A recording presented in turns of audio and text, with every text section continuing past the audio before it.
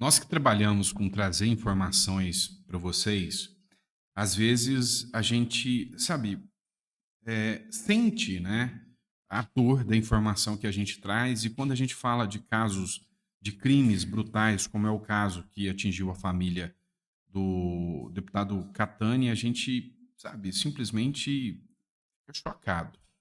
Pois é, eu noticiei há alguns dias atrás, há 6 dias atrás, a morte da filha do Gilberto Catani, um deputado pelo qual eu tenho um respeito inimensurável e sempre estou citando o bom trabalho que ele faz pelo Estado e até pelo próprio Brasil. Né? E foi desvendado o caso brutal do assassinato da filha dele, uma jovem, bonita, mãe de 26 anos, sabe, com um futuro promissor, e foi brutalmente assassinada, e a gente vai falar desse caso aqui grotesco, né, com vocês. Também vamos falar do retorno do Paulo Guedes. O Paulo Guedes aos poucos está voltando, né? Depois começa o desgaste do Haddad com essa agenda ideológica de aumento de impostos, né? Não basta querer taxar o Brasil, que é taxar o mundo. O Paulo Guedes vem com a sua, vamos dizer assim, com a sua sensatez impecável e coloca essa turma esquerdista, inclusive o Haddad, no devido lugar. Vamos falar também de contratos, no mínimo, suspeitos, né? Denunciados, inclusive, pelo próprio Jair Bolsonaro. Tudo isso vai fazer parte desse nosso editorial. Vamos falar de decisão do Barroso, decisão do ministro Supremo Alexandre de Moraes, enfim, estamos aqui para trazer a notícia sempre de forma imparcial para vocês. Se você puder dar um like, curte, compartilha, é sempre importante você se inscrever, tá? Então, acho que, sabe, o nosso canal está se tornando hoje uma fonte de informação graças a você. Então, se você puder se inscrever para receber as notificações, fico muito grato a todos vocês. Mas bora começar? Vamos lá, pessoal. É o seguinte, eu trouxe para vocês a notícia, né, do falecimento, né, do assassinato brutal da filha, né, da Raquel Catani, da filha do deputado Gilberto Catani. Essa moça aqui, sabe, patriota, essa moça que sempre esteve do lado do pai, e ela foi brutalmente assassinada na fazenda da família. E, assim, as informações são meio que desencontradas. Alguns falam que ela foi assassinada a tiros, outros que ela foi morta por faca, mas as informações atualizadas é que ela foi brutalmente assassinada com várias facadas. E, sabe, esse caso se tornou tão grotesco, né, que a mídia sempre vem com as especulações. E, assim, eu imagino como que está a cabeça do Catani, principalmente porque logo no início havia especulações de que o ex-marido dela poderia ser o mandante. O Gilberto Catani chegou a fazer uma publicação. Ele escreveu o seguinte, né, sabe, é podre, né, as especulações que acontecem, mas com o coração partido, mas preciso falar algumas coisas aqui. O marido da Raquel não foi preso nem confessou crime algum, e nem eu matei minha filha como foi noticiado. Tenham pelo menos respeito à dor alheia, seus desgraçados. Cara, é insano, tá? Então, começou a veiculação aí nessa extrema esquerda aí de que o ódio bolsonarista, por ele ser bolsonarista, que ele teria matado a sua própria filha. Cara, e assim, o nível é tão baixo assim. E o pior de tudo, eu imagino a dor do próprio Catani ao defender, né, o cara que realmente foi o responsável, né? Em nome da minha família, parabenizo as forças de segurança do estado de Mato Grosso por elucidar de forma rápida o crime contra a nossa filha, a Raquel Maziero Catani, e por nos trazer, mesmo que neste momento difícil, um pouco de consolo. E aí, vários parlamentares prestaram solidariedade. O Gilberto Catani, o próprio Bolsonaro também prestou solidariedade ao Catani, e realmente, assim, o pior foi confirmado. Foi o ex-marido, né? Isso aqui é o momento em que a polícia prende o ex-marido e o irmão dele pela morte de Raquel Catani. 6 dias após ter sido encontrada morta, com 34 facadas, a Polícia Civil do Mato Grosso confirmou O que aconteceu foi o seguinte: ah, fizeram, né, a oitiva do ex-marido, que negou qualquer fato, não assumiu nada. E aí entraram em contato com o irmão, né, do ex-marido, da Raquel Catani. Ao entrar em contato com o irmão não respondeu. Isso chamou a atenção e suspeita da polícia, porque ele não respondia às ligações e às mensagens. A polícia foi até a casa do irmão, né, do ex-marido dela. Chegando lá, encontrou os bens que tinham sido furtados da casa, né, da fazenda da Raquel Catani, né? Uma moto que tinha sido furtada foi jogada dentro do rio. Alguns objetos, alguns pertences de valor estavam lá. E aí a linha de investigação da polícia agora é saber, né, o porquê que o crime aconteceu. O irmão denunciou o ex-marido da Raquel e disse que foi ele que mandou mesmo. Se foi por não aceitar o término do relacionamento ou se foi por questões financeiras. Enfim, o fato é que eu me solidarizo muito, tá, com o Gilberto Catani. Peço que Deus conforte o coração dele e que esse criminoso mofe na cadeia. Esse verme, né? Eu imagino a dor de um pai sabe, que vê isso acontecer. Eu espero que, sabe, a justiça dos homens eu não acredito muito, mas que a justiça divina alcance esse verme, que o que ele merece chegue até ele.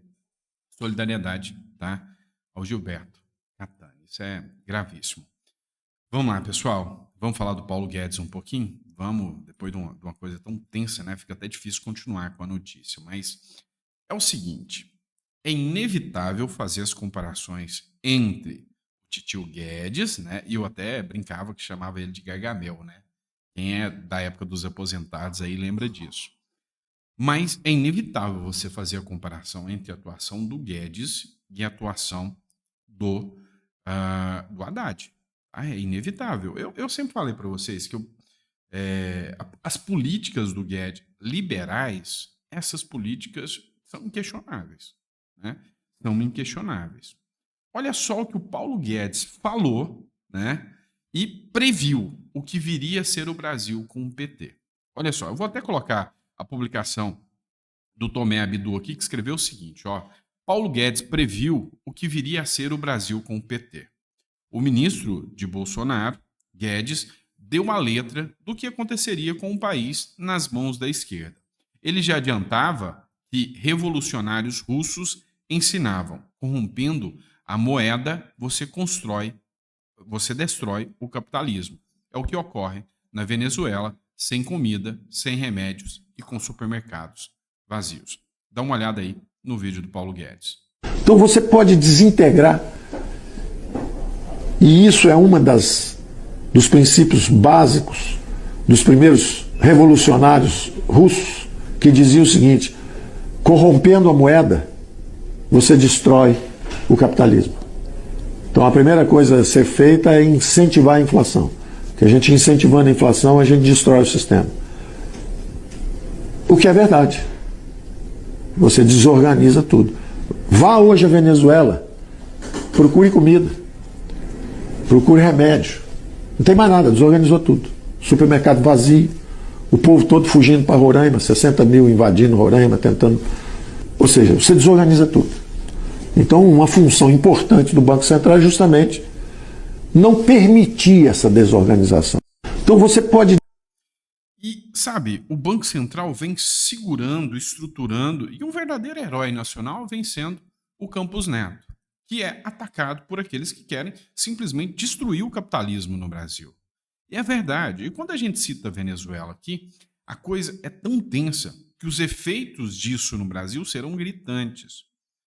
Milhões, não é milhares, não, são milhões de venezuelanos já deixaram a Venezuela e outros milhões já declararam: se o Maduro vencer novamente, todos fugirão do país. Se o Maduro ficar perpetuado no poder, o Brasil vai ter uma imigração gigantesca de venezuelanos aqui no Brasil, né? Já é grande, mas vai ser pior. E sabe, o que o Guedes falou está representado aqui. O desempenho do real frente ao dólar é pior até que o do peso argentino. né? O Milei pegou um país destruído, destroçado, acabado, e de repente está conseguindo solucionar o problema.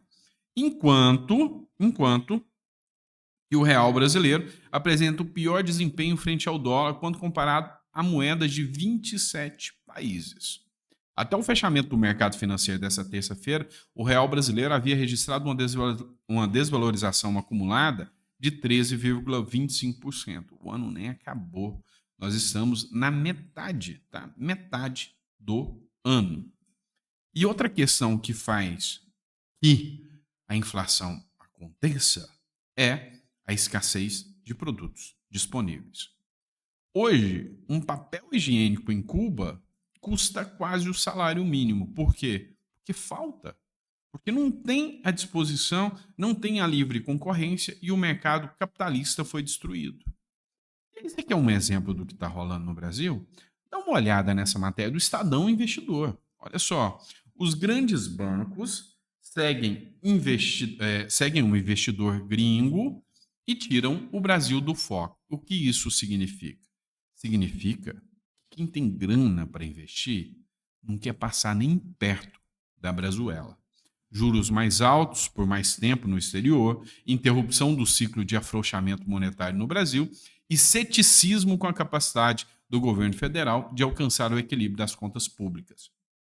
O pacote de incertezas está afastando os investidores estrangeiros do mercado brasileiro, que até o dia 19 de julho já havia retirado 29,4 bilhões da B3 no acumulado de 2024.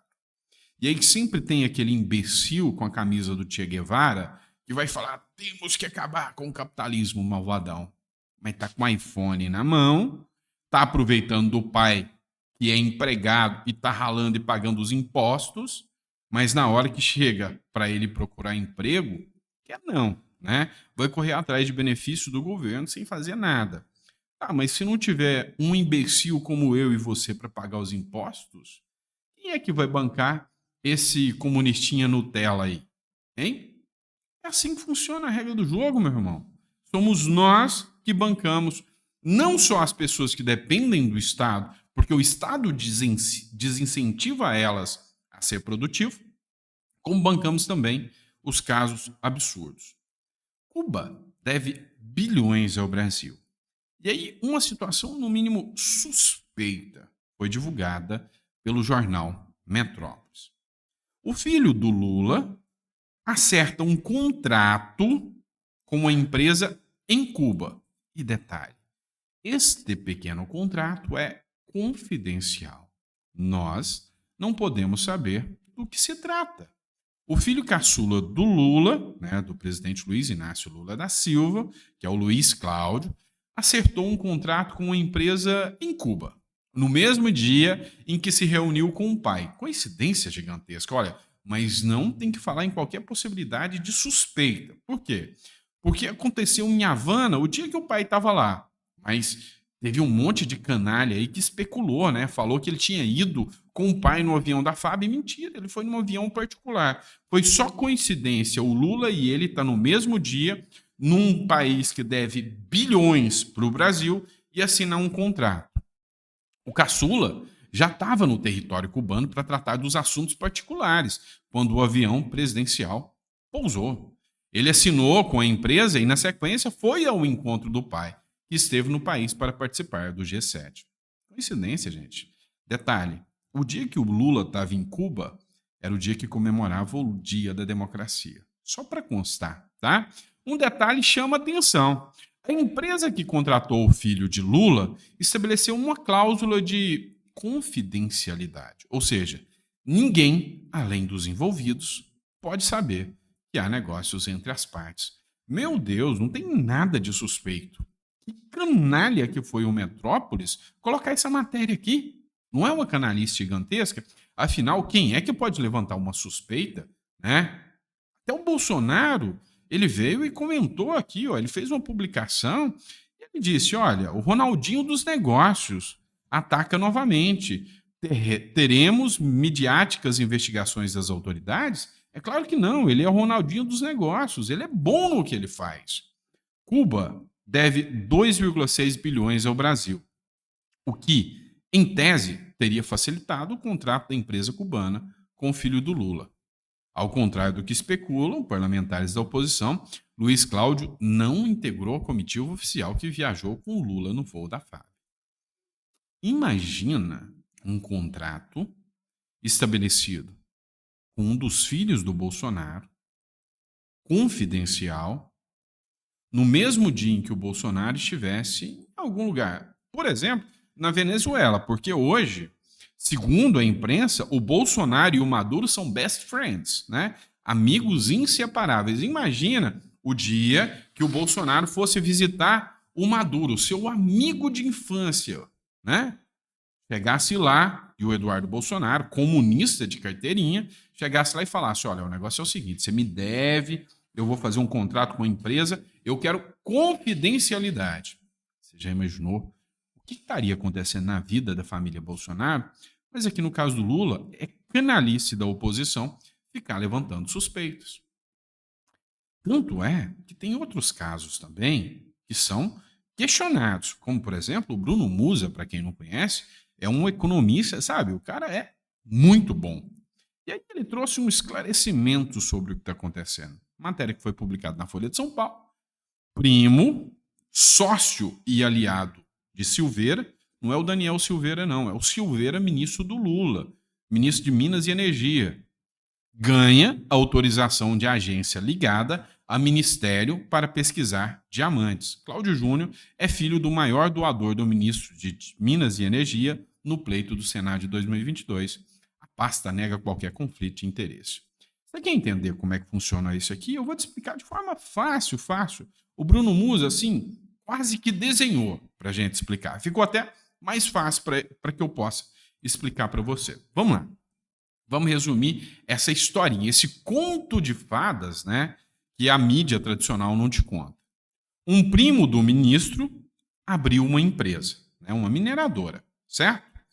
3 meses após o Silveira assumir o Ministério de Minas e Energia. 3 meses, nada suspeito.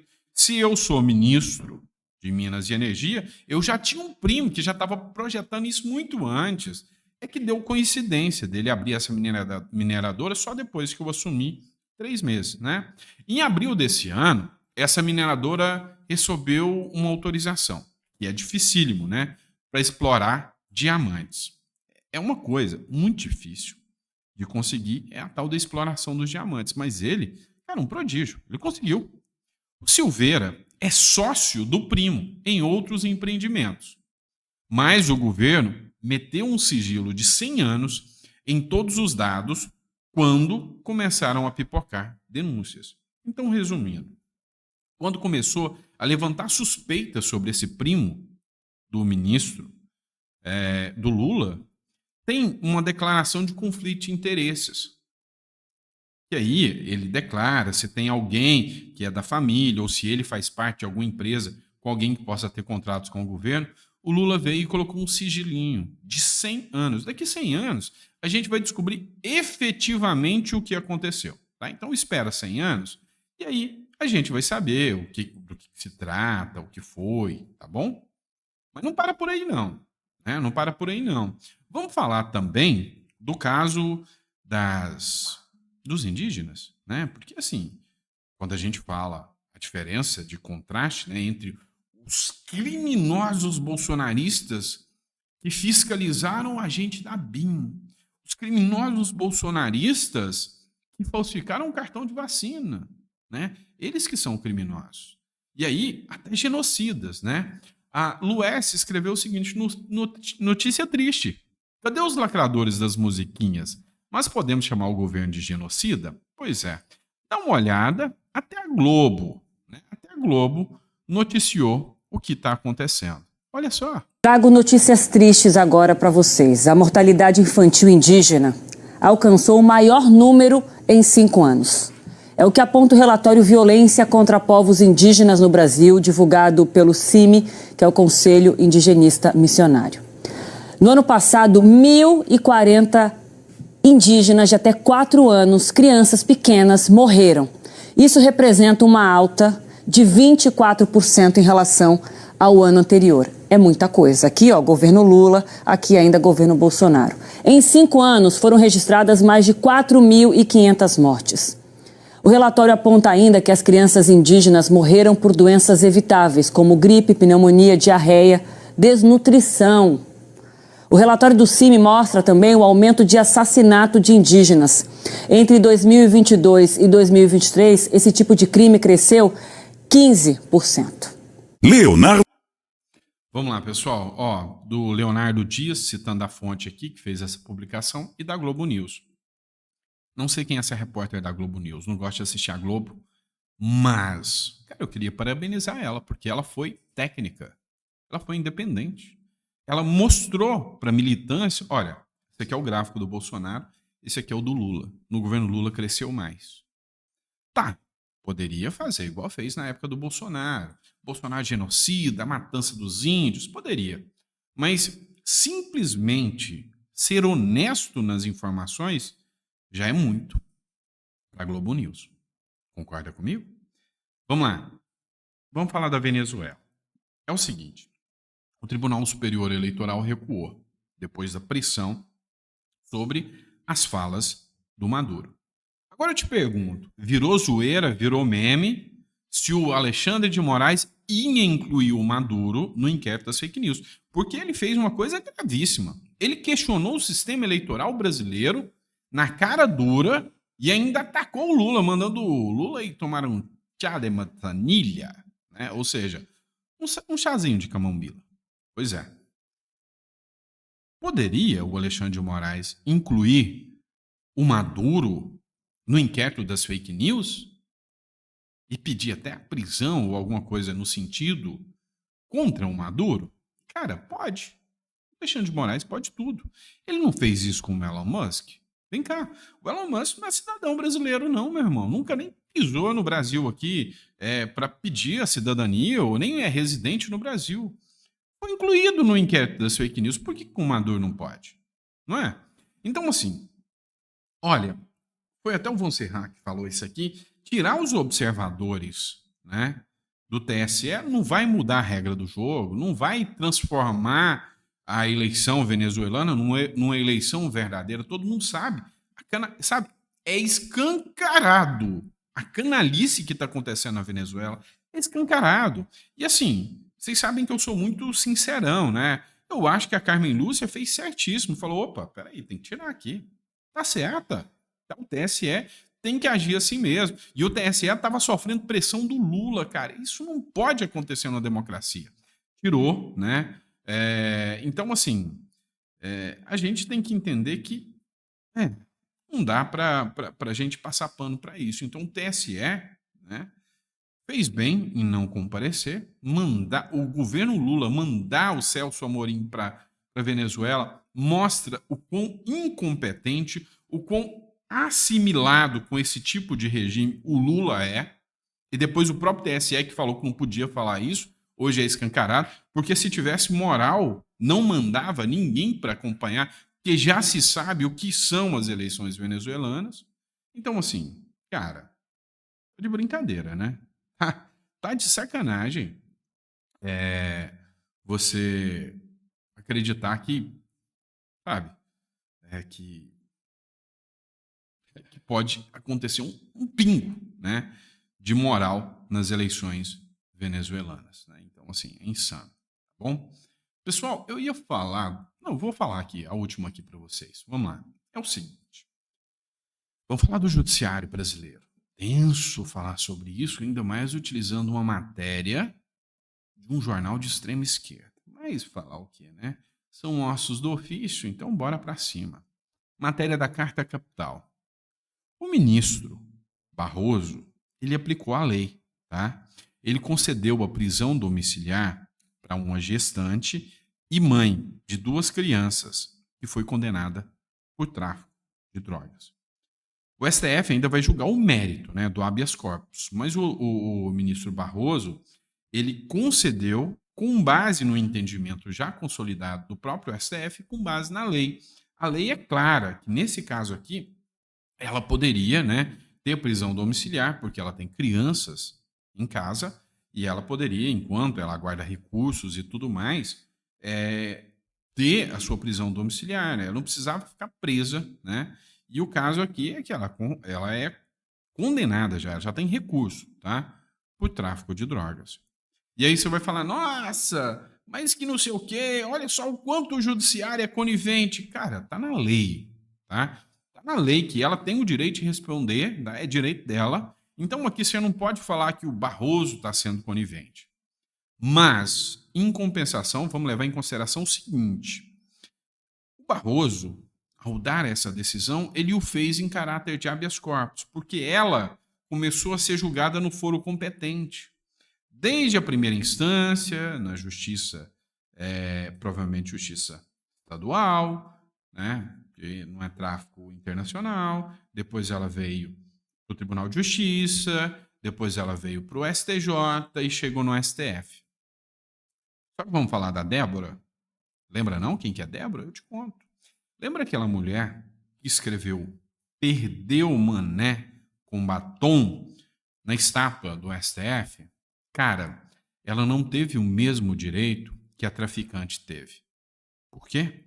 Porque ela não foi julgada na primeira instância, ela não foi julgada no Tribunal de Justiça, ela não foi julgada no STJ e ela só teve o STF. Tá, mas ela não teve direito a recurso. Porque se ela entrar com habeas corpus e o habeas corpus cair na mão de outro ministro que não seja o Alexandre de Moraes, o outro ministro, seja o André Mendonça, seja o Flávio Dino, não vai analisar. Só tem um detalhezinho também. Ela, a Débora, tem 2 filhos pequenos e menores também. Ela ficou presa mais de um ano, sem sequer ter a denúncia. E agora que a denúncia foi apresentada, e lhe foi negado o direito de aguardar em prisão domiciliar com os filhos, e até tem um vídeo que circula dos filhos pedindo a liberação da mãe, implorando a liberação da mãe. E a extrema esquerda fez uma matéria dizendo que a extrema direita é tão canalha que usa os filhos da presa para tentar atacar as decisões do Supremo Tribunal Federal. É esse o nível que nós estamos. Então, assim, eu quero, por mais que você não concorde, mas eu quero parabenizar o Barroso mais uma vez. Porque no caso da presa por tráfico, a lei está lá, ela é clara. E ele poderia dar a prisão domiciliar, fez. O que me incomoda é o fato da Débora. Eu acho que o tráfico de drogas é ainda mais grave do que escrever "perdeu o mané". A Débora ainda está presa. Esse é o ponto que conflita no meu posicionamento jurídico aqui. Tá bom? Pessoal, obrigado a todos vocês por terem ficado até o final do editorial. Eu sei que ficou um pouco mais extenso. Curta, compartilhe e se inscreva. Que Deus te dê uma mesa farta. Sabe, eu vou sempre desejar isso para vocês no segundo editorial da hora do almoço. Que Deus te dê uma mesa farta, repleta de bênçãos para você e para toda a sua família. Tá? Que nunca, mas nunca falte pão de cada dia. E que nunca uma tragédia alcance a sua vida. Né? E que, sabe, você possa ter fé e esperança de que dias melhores virão. Bom? Abraço, fica com Deus. Eu vejo vocês no próximo editorial.